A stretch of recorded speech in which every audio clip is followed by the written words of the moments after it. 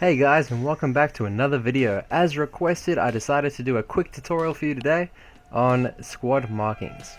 Today we'll be hoping to achieve a similar result to this marine you can see right here, and this will be our subject for today. You might recognize him from some of my previous videos, such as how to paint Soul Drinkers. So without further ado, this is what you need.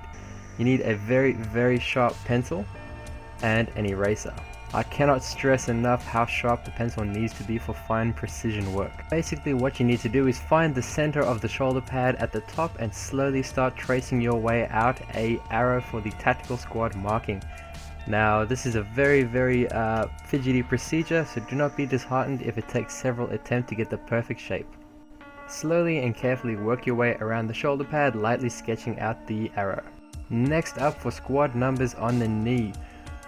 Good place to start here is to slowly trace out a grid that has 4 panels in it, so you know where the center is and you have a grid to work with. All you need to do then is slowly trace out the same way you did before whatever number you desire on the knee. Next up, I'm going to show you how to do the chalice symbol you saw in the beginning of the video.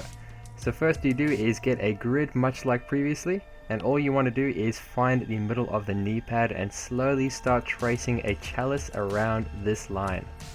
Try to keep it as equal as you can on both sides, like a mirror image. Next after this, you will take the color you're working with, most commonly white. However, for the purposes of today in my color scheme, I will use Ushabti Bone. This will be whatever color you desire the marking to be. I'm going to start with Rakarth Flesh because you don't need to be bright straight away. Grab your fine detail brush. Using your fine detail brush, very carefully begin to outline what you have drawn with your pencil, making any adjustments you deem necessary based on how the design is looking and how symmetrical and straight your lines are. Slowly work your way around and mirror the other side. Next up, you will need something like a flow medium or Lamia medium produced by Games Workshop, or even water will work. Basically just something to thin out your paint as you slowly begin to fill in what you have drawn. Make sure you do it in very thin layers, and you will need multiple layers built up to get the desired effect. Probably require about 4 or 5 layers for optimum results. For the symbol on the knee pad, you will pretty much replicate the same process. Once you have completed that side, using that color you can outline the other side if you would like a split color image such as the one I'm doing here.